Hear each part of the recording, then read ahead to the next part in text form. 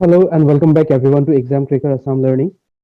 Today we are going to discuss 30 most important conceptual questions from chapter 3 of Child Development and Pedagogy, that is pedagogy. Okay, so before starting the session, let me tell something about the app. This app is going to be very useful for everyone who are preparing for competitive exam, right? Here you will be getting live classes, recorded classes, mock tests, and study materials. If you are looking for any of such platform for CDP person, then you can join our courses. All you need to do is just download this app from Google Play Store. So let's start the session. The first question is here. A child-centered classroom is one. Yes, child-centered classroom আমি কাক ক'ব পাৰো শিশু কেন্দ্ৰিক শ্ৰেণী কোঠা হৈছে এনে এটা য'ত কি থাকে so options are here. The teacher used textbook as the only source of knowledge. So child-centered classbook আমি only textbook use কৰিব নোৱাৰো. So this will be wrong. The teacher strengthens the children based on their abilities. So ইয়াক আমি হোল্ডত থওঁ. The teacher use reward and punishment to direct children's behavior. So child-centered classroom reward and punishment or কথা নাহে. Okay. So the teacher is flexible. Teacher is flexible and caters to need of the individual. So child centered classroom কি হয় ইন্ডিভিজুৱেলৰ নিডছৰ ওপৰত বিশেষ focus কৰা হয় চিলড্ৰেনৰ নিডছৰ ওপৰত বিশেষ ফোকাস কৰা হয় so this will be the correct answer. Okay, option 4 will be the correct answer. Clear? Next question.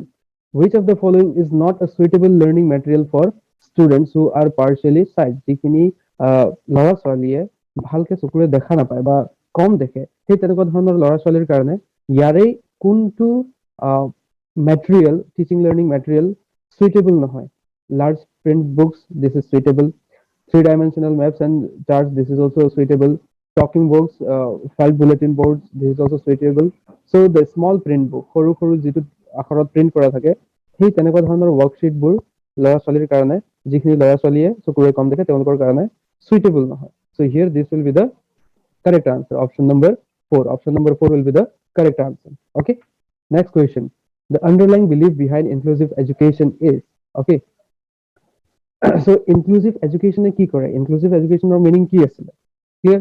Segregation of children. Segregation মানে division কৰা, গ্ৰুপত ডিভাইড কৰি দিয়া. So segregation যদি আছে তাত আমি inclusive কৰিব নোৱাৰো. This is not inclusive education. So ইয়াক আমি কাটিব লাগিব. Diagnostic labeling of children based on their handicaps. So ইয়াত ল'ৰা ছোৱালীক গ্ৰুপত leveling কৰা বুলি কৈছে. This is also wrong. Provisioning for special education institutions for children with different handicaps. তাৰ মানে যিখিনি ল'ৰা ছোৱালী handicap আছে বা physically অকমান disable সেই তেনেকুৱা ধৰণৰ ল'ৰা ছোৱালীৰ কাৰণে special education দিব লাগে বুলি কৈছে বা special education institution. So special education পৰা ওলাই আহি আমি inclusive education আহিছো. This is also wrong. The fourth is the philosophy that all children have right to get equal education and regular school. So option 4 will be the correct answer. Option 4 will be the correct answer. Okay. So here in from question number 1, which is the correct answer? Option 4. In child-centered classroom, teachers should be very flexible and he should focus on the individual's needs. Okay. Next, small print worksheet are not suitable. Next, uh, you know, inclusive education believes in the philosophy that children have right to get equal education in a regular school. Okay, all children, all children. ইয়াত সবক একেলগে include কৰা হয় inclusive education. Clear? Next question. Needs of gifted and creative children can be addressed by. Okay, so needs of gifted and creative children, তাহাঁতৰ needs খিনি আমি কেনেকৈ address কৰিব পাৰো? Okay, so there are some questions like giving challenging tasks and activities to prevent boredom. So a point to আমি hold up. We can't reject it. Giving question that require convergent thinking. Convergent thinking gifted by creative child convergent thinking না থাকে তাহাঁতৰ কি থাকে divergent thinking. Divergent thinking মানে এটা প্ৰব্লেমৰ কাৰণে বিভিন্ন ধৰণে তাৰ সলিউশন যদি ওলাব পাৰে বা এটা প্ৰব্লেমক বিভিন্ন ধৰণেৰে চিন্তা কৰে then that is divergent thinking. And convergent thinking মানে যেটো শিকাই দিয়া হৈছে যদি অকল হেতুতে ফোকাস কৰে তেনে convergent thinking. So creative আৰু gifted children বোৰ convergent thinker নহয় তেওঁলোক হয় divergent thinker. So this is wrong option. Next, providing specific instruction to solve problems. Okay, problem solve কৰাত instruction provide কৰা বুলি কৈছে. So this is applicable for everyone. It's not just about gifted or creative children. অকল creative children বা gifted childrenক আমি instruction দিব লাগে সেই বুলি নহয়, সবকে আমি instruction দিব লাগে. So এই পইণ্টটো ইমান হেৰি নাই, weight নাই. Next, administering memory based tests. Memory based tests gifted childrenৰ কাৰণে suitable নহয়. so this is also wrong. আমি কি কৰিব লাগে তাহাতক বিভিন্ন ধৰণৰ টাস্ক দিব লাগে আৰু we should involve them in such activities so that they won't get bored. Clear?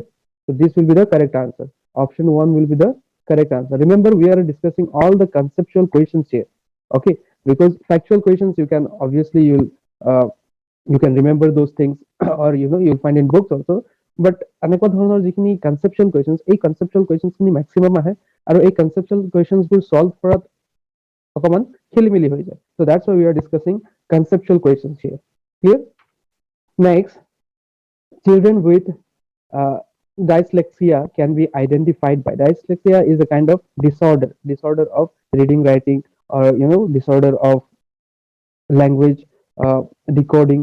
য'ত তেওঁলোকে ভাষা বুজি নাপায় বা ৰিডিং ৰাইটিঙত প্ৰব্লেম হয় বা বস্তুখিনি তেওঁলোকে কনচেপ্ট ক্লিয়াৰ কৰিব নোৱাৰে, পাৰচিভ কৰিব নোৱাৰে. Okay, so this we can identify by analyzing their reading writing skill. Okay, dyslexia can be analyzed with the help of their reading writing skills. Clear? So here option 3 will be the correct answer. Next, which of the following is not suitable, is not an effective strategy to address learners from disadvantaged and deprived background? অসমীয়া মিডিয়ামৰ কাৰণে ইয়াত আছে question খিনি, option খিনিও দিয়া আছে, ঠিক আছে, you can check it out. So ইয়াত কি কৈছে যে যিখিনি ডিসএডভান্টেজ বা ডিপ্ৰাইভ বেকগ্ৰাউণ্ডৰ পৰা আহিছে সেইখিনি ল'ৰা ছোৱালীৰ কাৰণে ইয়াৰে কোনটো ষ্ট্ৰেটেজি ইফেক্টিভ নহয়, নট এন ইফেক্টিভ ষ্ট্ৰেটেজি বুলি কোৱা হৈছে. ক্লিয়াৰ?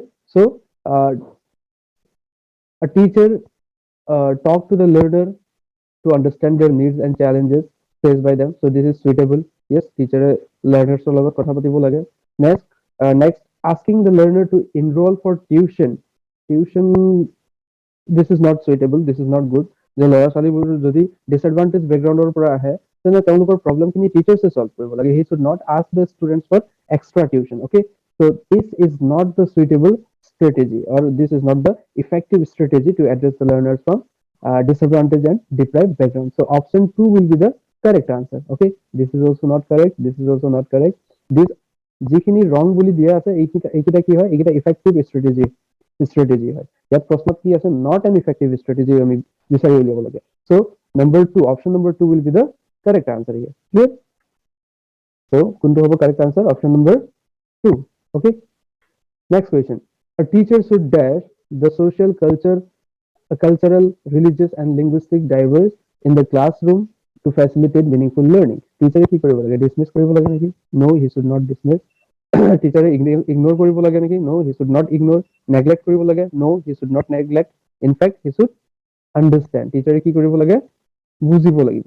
ঠিক আছে, মানুহৰ যিখিনি ডিফাৰেন্সেছ বোৰ আছে এই ডিফাৰেন্সেছ খিনি বুজি মেলি তেওঁলোকক সুইটেবল এডুকেশ্যন আমি provide কৰিব লাগিব.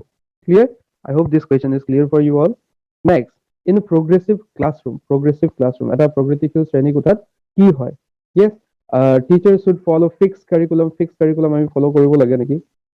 No, we should not do that. Fixed curriculum আমি follow কৰিব নোৱাৰো, because fixed curriculum যদি আমি follow কৰো তেনে কিছুমান ষ্টুডেন্টৰ হয়তো problem হ'ব পাৰে. So this is not a sign of progressive classroom. Okay, emphasis should be on the competition among the students or মাজত competition কৰি লাভ নাই. So this is also not the correct option. Ample opportunities should be provided for construction of knowledge. ইয়াত অকমান weight আছে, তাৰ মানে আমি opportunities সুযোগ দিব লাগে ল'ৰা ছোৱালীক তেওঁলোকে যাতে knowledge খিনি নিজে construct কৰিব পাৰে বা নিজে বস্তুখিনি শিকিব পাৰে. So let's take it as granted.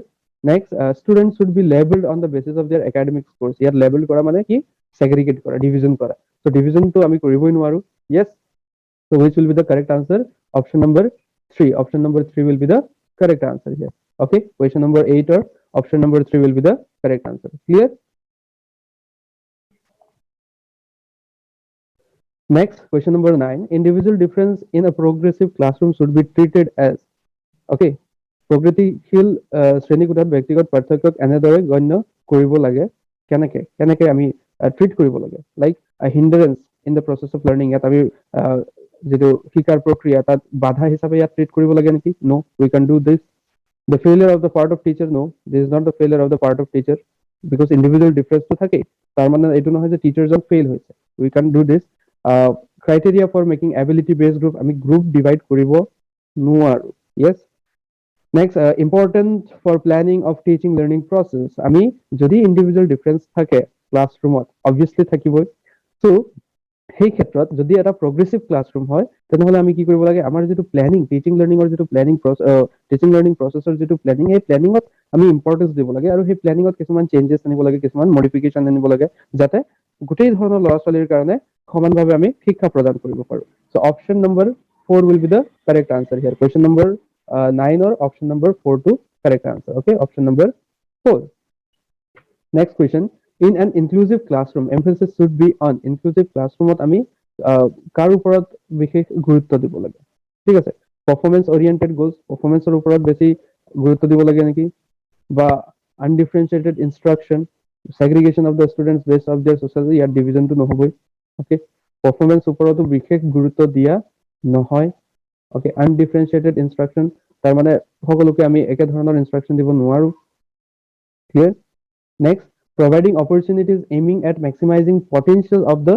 individual children ল'ৰা ছোৱালীৰ potentials খিনি maximize কৰাত আমি বিশেষ গুৰুত্ব দিব লাগে বা সুযোগ দিব লাগে বুলি কৈছে so option 4 will be the correct answer for question number 10 option number 4 clear according to right of person with disability act 2016 okay person with disability act 2016 pwd act এইটো প্ৰথমত আহিছিলে 1995 okay so according to this act which of the following term is appropriate to use so person with disability act কাৰ কাৰণে mainly হয় so this is ইয়াত কি আছে অকল retired student বা হেণ্ডিকেপ ষ্টুডেণ্ট বা ষ্টুডেণ্ট উইথ ট্ৰিপল বডি তাৰমানে ইয়াত এটা স্পেচিফিক ডিচাবিলিটি বুজোৱা হৈছে but it is not so' person with disability মানে তেখেতৰ যিয়ে নহওক ডিচেবিলিটি যেনেকুৱা ধৰণৰ নহওক গোটেইকেইটা ইনক্লুডেড থাকে so' option number 3 will be the correct answer student with physical disability বুলি কোৱাৰ লগে লগে তাৰমানে গোটেই ডিচেবিলিটিখিনি আমাৰ একেলগে আহি যায় okay next in order to address the needs of the student who are facing learning difficulties teachers should okay যদি ল'ৰা ছোৱালীয়ে লাৰ্ণিঙত ডিফিকাল্টিজ ফেচ কৰিছে প্ৰব্লেম ফেচ কৰিছে শিকাৰ প্ৰক্ৰিয়াত যদি প্ৰব্লেম ফেচ কৰিছে তেতিয়া টিচাৰে কি কৰিব নালাগে remember the question is that a teacher should not okay so teacher should not use multiple audiovisual aids no he should use so this one be the correct option use constructive pedagogical approaches no he should do this এইকেইটা কৰিব লগা বস্তু সেইকাৰণে আমি ইয়াক reject কৰিছো because ইয়াত not teacher should not কি কৰিব নালাগে বুলি আছে কোৱেশ্যনত okay next do individualise educational planning practice rigid so' individualise education planning কৰিব লাগে যদি কিছুমান ল'ৰা ছোৱালীয়ে যদি লাৰ্ণিঙৰ ডিফিকাল্টিজ ফেচ কৰিছে তেন্তে তেওঁলোকৰ কাৰণে আমি বিশেষভাৱে এটা প্লেনিং কৰিব লাগে যাতে আমি তেওঁলোকৰ লাৰ্ণিং ডিফিকাল্টিজখিনি ৰিমুভ কৰিব পাৰো so' the correct option here will be option number 4 yes teachers should not practice rigid structure for pedagogy and assessment তাৰমানে আমাৰ যিখিনি assessment বা আমি যেটো টিচিং ষ্ট্ৰেটেজি যিখিনি rules use কৰো সেইকিটা আমাৰ rigid হ'ব নালাগে সেইকিটা আমি flexible হ'ব লাগে we should make it more flexible so that we can change as per the needs of the students clear so option number 4 will be the correct answer here clear next question number 13 dash is the primary identify feature of creativity creative children বা creative ল'ৰা ছোৱালী যিখিনি থাকে তেওঁলোকক আমি কেনেকৈ identify কৰিব পাৰো as we all know creative children are divergent thinker okay so option number 2 will be the correct answer here creative students are always divergent thinker ঠিক আছে ভিন্ন চিন্তাৰে তেওঁলোকৰ থাকে next which of the following is most effective mode of teaching learning or most effective mode কি হয় rote memorization content so মুখস্থ কৰা এইটো আমি ৰিজেক্ট কৰো and exploration of relationship between concepts বিভিন্ন কনসেপ্টৰ মাজত ৰিলেশনশিপ আমি এক্সপ্লোৰ কৰা তাক আৰু ডিপলি এনালাইজ কৰি ভালকে বুজি পাবলৈ চেষ্টা কৰা তো এই পইণ্টটো আমি হোল্ডত থৈছো আমি বাকিকেইটা অপশ্যন চাই লওঁ observation without analysis is not the correct one yes আমি এনালাইজ কৰিব লাগে অবজাৰভেশ্যন যদি থাকে আমি এনালাইজ কৰিব লাগে আমি যদি এনালাইজ নকৰোৱে তেনেহলে সেই অবজাৰভেশ্যনৰ কোনো কামেই নাই right imitation and repetition copy kori tak repeat kora boli koise so this is also not the correct option so here the correct option will be option number 2 exploration of relationship between concepts okay option number 2 question number 15 evaluation practice should aim at amar jetu মূল্যাঙ্কনৰ main aim কি হ'ব লাগে clear so labelling the student তাৰমানে ষ্টুডেণ্টক different label দিয়া tag দিয়া সেইটো বুলি কৈছে সো আমি যদি তেনেকৈ ষ্টুডেণ্টক টেগ দি দিওঁ that means directly or indirectly we are dividing them so it should not happen evaluation or aim studentক divide কৰা নহয় segregation মানেও division segregation কৰাও নহয় okay identifying students needs and requirements so এই পইণ্টটো আমি হোল্ডত থওঁ next option চাই লওঁ identification of high achievers for prize distribution evaluation or main aim prize distribution বা ষ্টুডেণ্টক differentiate কৰা সেইটো কেতিয়াও হ'ব নোৱাৰে okay so the correct option will be identifying the students needs and requirements ষ্টুডেণ্টক কি লাগে ষ্টুডেণ্টৰ পাৰফৰমেন্স কেনেকুৱা ষ্টুডেণ্টৰ প্ৰবলেমছ ক'ত আছে তাক আমি নতুন কি দিব লাগে সেইখিনি আমি বিচাৰি উলিয়াব লাগে clear so option 3 will be the correct answer for question number 15 option number 3 okay next after teaching subtraction and addition in classroom a student is able to remove 6 apple from a pot containing 11 and understand that there would be 5 left then it is a যেতিয়া আমি কিবা এটা সিমিলাৰ situation আগত ক্লাছত শিকিছো তাক আমি যদি ক'বাত এপ্লাই কৰিব পাৰো সেই লাৰ্নিংটো আমি যদি ক'বাত এপ্লাই কৰিব পাৰো then that type of learning is called lateral transfer learning okay so question number 16 or question number A will be the correct option question number A will be the correct option okay lateral transfer of learning sequential transfer of learning তাৰ মানে কি হয় যে বেলেগে যেটো কৰিছে মই হেতুৱে কৰিছো এটা সিকোয়েন্সত যেতিয়া গৈ থাকে আৰু so this is sequential negative যত একোৱে নাই so the correct option will be option number A positive lateral transfer of learning for question number 16 next to make lecture method more effective among the slow learners যদি আমাৰ students বোৰ অকমান slow learner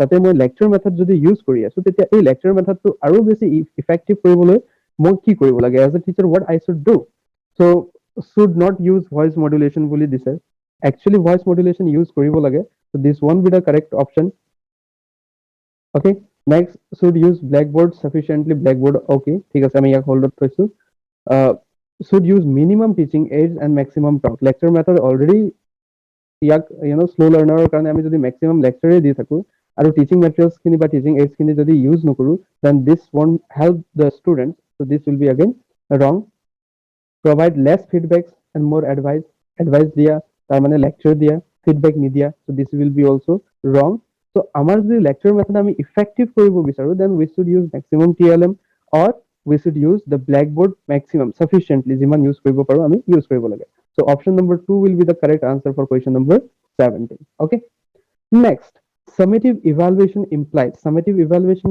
কাক কোৱা হয় summative evaluation আমি কি কৰো okay so summative evaluation কি হয় যে বছৰৰ শেষত যেটো আমাৰ annual exam হয় তাক summative evaluation বুলি কোৱা হয় okay so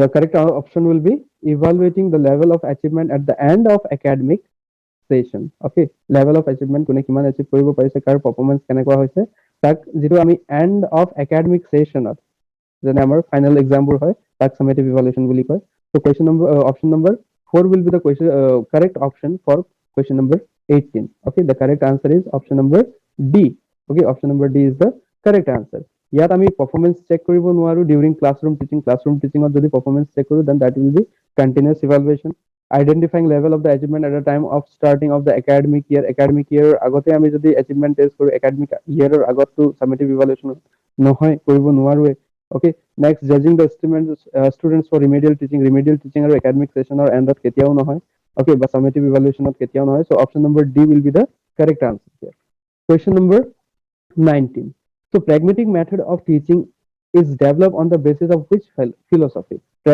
project method of teaching is developed on the basis of which philosophy project method e kuntu philosophy use kore so the correct answer will be pragmatic philosophy okay vyavaharik darshan clear next question number 20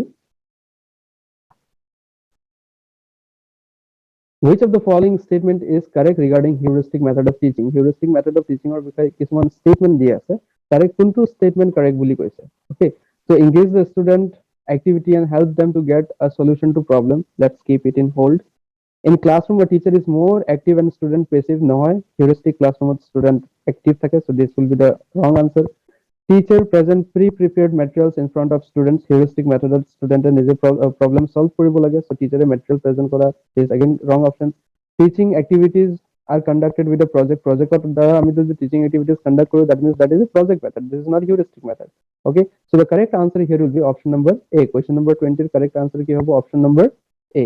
Okay, next, which of the following question invites children to think critically? ল'ৰা ছোৱালীক আমি যদি critically চিন্তা কৰিবলৈ বাধ্য কৰাবলগীয়া হয়, তেনেহ'লে আমি তেওঁলোকক কেনেকুৱা ধৰণৰ কুৱেশ্যনছবোৰ দিব লাগে? So if we ask direct question like, do you know the answer? Yes or no reply দিব, তাতো একো critically ভাবা কথাই নাহে. So this one be the correct option. Next, what is the right answer? Right answer আমি যদি সুধো, যেটো right answer এই direct কৈ দিব. So ইয়াতো critically think কৰা কোনো ধৰণৰ সুবিধা নাই. Can you think a similar situation? Okay, let's keep it in hold. What are the different ways in which you can solve this? So similar situation, can you think of the similar situation? একে ধৰণৰ situation obviously ক'ব পাৰিব. So this one be the correct answer. Okay, so which will be the correct answer here? যে তাহাঁতক আমি কিবা এটা problem solve কৰিব দিছো বা তাহাঁতক আমি এটা প্ৰব্লেমক আৰু বেলেগ ধৰণে যদি আমি সলভ কৰিব কওঁ, then they are bound to think critically কুৱেশ্যনটো বা সেই চিটুৱেশ্যনটো critically তেওঁলোকে চিন্তা কৰাত বাধ্য হয়. Okay, so question number 4 will be the correct answer here. For option number 4 will be the correct answer here for question number 21. Next, which one of the following options best describe progressive education? Progressive education of কেনেকুৱা ধৰণৰ education হয়. Okay, so ইয়াত কিছুমান বস্তু আছে, ৰেংকিংবোৰ দিয়া আছে যে ৰেংকিং, লেভেলিং, গ্ৰুপিং এইবোৰ বস্তু progressive classroomত নাথাকে. ঠিক আছে, ষ্টুডেণ্টৰ মাজত গ্ৰুপ কৰি দিয়া বা ষ্টুডেণ্টৰ তাহাঁতৰ পাৰফৰ্মেঞ্চৰ বেছত ডিভিজন আমি কৰোঁ, that means that is not the sign of progressive classroom. So ইয়াত কি কৰিব লাগে, যিখিনি ৰেংকিং বা লেভেলিং বা গ্ৰুপিং তেনেকুৱা ধৰণৰ অপশ্যনবোৰ আছে তাক আমি ৰিজেক্ট কৰিব লাগে. Okay, so ইয়াত আছে ৰেংকিং, ইয়াতো আছে লেভেলিং, এবিলিটি গ্ৰুপিং, ইয়াকো আমি ৰিজেক্ট কৰিব লাগে. এবিলিটি গ্ৰুপিং, ৰেংকিং ইয়াতো আমি ৰিজেক্ট কৰিব লাগে. So in progressive classroom what happen, learning by doing, project method, cooperative learning এইবোৰৰ ওপৰত বিশেষ গুৰুত্ব দিয়া হয়. So option number 1 will be the correct answer for question number 22. Clear? Next, which one of the following is not related to continuous and comprehensive evaluation? ইয়াৰে কোনটো point continuous বা কম্প্ৰিহেনসিভ ইভালুৱেশ্যনৰ লগত কোনো লিংক নাই, কোনটো পইণ্টৰ কোনো লিংক নাই? So right to education act ইয়াৰ কোনো লিংক নাই. Okay, is an integral part of teaching and learning process. Okay, let's keep it in hold. It focuses on child achievement in different learning areas. Okay, let's keep it in hold. Next, it is useful to label children as slow or yet labeling বুলি কৈছে, তাৰ মানে differentiate কৰা, grouping বুলি কৈছে. So this is also not the correct answer. So it focuses on child's achievement in different learning areas. So কি হয় যে কন্টিনিউয়াস ইভালুৱেশ্যনত আমি টিচিং অবজেক্টিভছ খিনি ফুলফিল হৈছে নে নাই তাৰ ওপৰত বিশেষ গুৰুত্ব দিওঁ, চিলড্ৰেনৰ এচিভমেন্ট নাচাওঁ. চিলড্ৰেনৰ এচিভমেন্ট আমি ক'ত চাওঁ? সাবমিটিভ ইভালুৱেশ্যনত চাওঁ. So this one be the correct. Okay, next, it is an integral part of teaching learning process. Obviously teaching learning or মাজে মাজে আমি continuous আৰু comprehensive evaluation কৰিব লাগে. So option number 2 will be the correct answer for question number 23. Option number 2 will be the correct answer for question number 23. Clear? Next, giftedness in children can be attributed to. যদি শিশু এটা gifted হয় বা talented হয়, তাৰ শ্ৰেয় আমি কাক দিব পাৰো, তাৰ ক্ৰেডিট আমি কাক দিব পাৰো? So successful parents ইয়াত অপশন নম্বৰ সি আছে, successful parentsৰ ওপৰত আমি ক্ৰেডিট দিব নোৱাৰো, বিকজ successful parentsৰ কেতিয়াবা কি হয়, অপোজিট হ'ব পাৰে. ঠিক আছে, ল'ৰা ছোৱালীবোৰ পঢ়াত উইক হ'ব পাৰে, ডিসিপ্লিন, ৰুটিন বা resource rich environment. Resource rich environment মানে এনেকুৱা এটা পৰিৱেশ য'ত বহুত ৰিসোৰ্সেস আছে.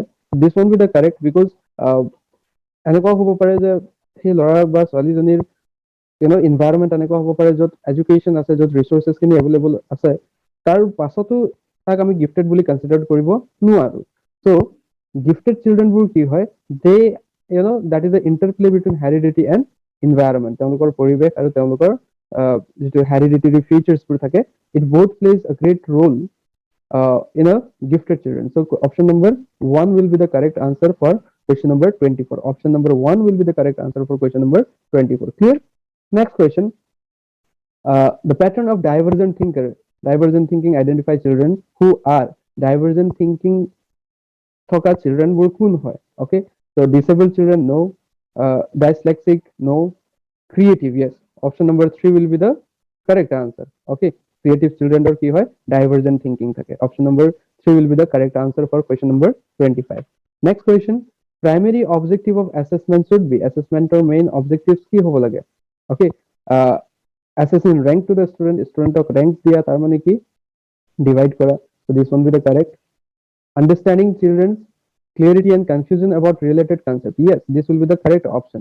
যে আমার যিখিনি assessment হয়, আমি যেটো মূল্যাঙ্কন কৰো, okay, so মূল্যায়নৰ মেইন উদ্দেশ্য কি হয় যে ল'ৰা ছোৱালী বুজি পাইছে নে নাই বা তাহাঁতৰ কিবা কনফিউজন আছে নেকি, okay, যিখিনি পঢ়োৱা হৈছে, যিখিনি কনসেপ্ট তাহাঁতক ক্লাছত দিয়া হৈছে, সেই কনসেপ্টত তাহাঁতৰ ক্লিয়াৰিটি আহিছে নে নাই বা তাহাঁতৰ কিবা কনফিউজন আছে নেকি, সেইটো বিচৰাটোহে এছেছমেন্টৰ মেইন উদ্দেশ্য হয়। এছেছমেন্ট বা ইভালুৱেশ্যনৰ কেতিয়াও ৰেংকিং কৰা, ডিভিজন কৰা, গ্ৰুপ ৱাইজ লেভেলিং কৰা, সেইটো কেতিয়াও এছেছমেন্টৰ অবজেক্টিভ নহয়। অলৱেজ ৰিমেম্বাৰ দিছ। যদি তেনেকুৱা ক'ৰবাত অপশ্যন থাকে, you can just reject that option. Okay, so option number 2 will be the correct answer for question number 26. Option number 2 will be the correct answer for question number 26. Clear? Next question. Uh, in a situation of less participation of students belonging to a deprived group in teaching learning process, a teacher should, okay, so যদি deprive group বা backward গ্ৰুপৰ পৰা ল'ৰা ছোৱালী আহিছে আৰু তেওঁলোকে যদি পাৰ্টিচিপেট নকৰে বা তেওঁলোকৰ পাৰ্টিচিপেশ্যন যদি বহুত কম, সেই তেনেকুৱা ক্ষেত্ৰত টিচাৰে কি কৰিব লাগে? Ask the children to withdraw from স্কুলৰ পৰা গুচি যাবলৈ ক'ব লাগে নেকি? No, teacher should not do that. Except this situation as it is, এই চিটুৱেশ্যন যেনেকুৱা আছে তেনেকে চলি থাকক? নো, আমি তেনেকে চলাই থাকিবতো নোৱাৰো। Yes, lower his expectation from such students, এনেকুৱা ষ্টুডেণ্টৰ পৰা টিচাৰে বোলে একো এক্সপেক্ট কৰিব নালাগে। So' this is also' not the correct answer. Reflect on her own teaching and find ways. Okay, so যদি ষ্টুডেণ্টে লেছ পাৰ্টিচিপেট কৰে তেতিয়াহ'লে টিচাৰে নিজৰ টিচিঙৰ ওপৰত বিশেষ গুৰুত্ব দিব লাগে আৰু বিভিন্ন ধৰণৰ সলিউশনছবোৰ উলিয়াব লাগে যাতে ষ্টুডেণ্টছবোৰে ইম্প্ৰুভ কৰে আৰু পাৰ্টিচিপেট কৰে, ইনভলভমেণ্ট যাতে ষ্টুডেণ্টছে দেখুৱায়। So option number 4 will be the correct answer for question number 27. Clear? Next, child-centered pedagogy promotes, okay, child-centered pedagogy বা চাইল্ড সেন্টার টিচিং যেটো হয়, চাইল্ড সেন্টার টিচিং এ কাক প্রমোট করে? এক্সক্লুসিভ রিলায়েন্স অন টেক্সটবুকসৰ ওপৰতে নিৰ্ভৰ থকা। So this is not the correct option. Giving primacy to children's experience, let's keep it in hold. ল'ৰা ছোৱালীৰ এক্সপিৰিয়েন্সৰ ওপৰত বিশেষ গুৰুত্ব দিব লাগে বুলি কৈছে, ইয়াক আমি হোল্ডত থৈছো। Rote memorisation, no, this is also not the correct answer. Labelling আৰু কেটেগৰাইজেশ্যন, তাৰ মানে ডিভাইড কৰা বুলি কৈছে, this is also not the correct answer. So option number 2 will be the correct answer for question number 28. Okay, ল'ৰা ছোৱালীৰ এক্সপিৰিয়েন্সৰ ওপৰত আমি বিশেষ গুৰুত্ব দিব লাগে। Okay, next question number 29. How can teacher facilitate understanding of complex concept in children? যদি কনসেপ্টবোৰ আমাৰ বহুত কমপ্লেক্স হয় তেতিয়াহ'লে টিচাৰে কেনেকে ল'ৰা ছোৱালীক ভালকে বুজাব পাৰিব? Okay, ইয়াত আছে by delivering lecture, let's keep it on hold. By organizing competitive events, competition কৰিতো আমি কেতিয়াও বুজাব নোৱাৰো। By repetitive mechanical drill, so this is a blind mechanism, or we can also call it as a trial and error method. So আমি যদি বাৰে বাৰে কৰি থাকো তেতিয়াই বুজিব, সেইটোও নহয়। Okay, so by providing opportunities for exploration and discussion, আমি ল'ৰা ছোৱালীক বস্তুখিনি আৰু ভালকে বুজি পোৱা এটা সুযোগ প্ৰদান কৰিব লাগে আৰু তাহাঁতক ডিসকাশন কৰা এটা প্লেটফৰ্ম প্ৰদান কৰিব লাগে। তো এই দুটা অপশন আছে, তো এই দুটা this is the most suitable one. This is the most suitable one. Okay, lecture method hole complex situation bur ba complex concept bur buji na pae. So option number 4 will be the correct answer for question number 29. Option number 4 will be the correct answer for question number 29. Next, last question. In an inclusive classroom, a teacher should, inclusive classroom or teacher ki koribo lage? Okay, so believe that every child has potential to learn as per their abilities and strength. So an attitude to pity and sympathy, no, this is not the correct answer. Use labels কৰাটো আৰু তাৰ মানে আমি divide কৰি আছো, this is also not the correct answer.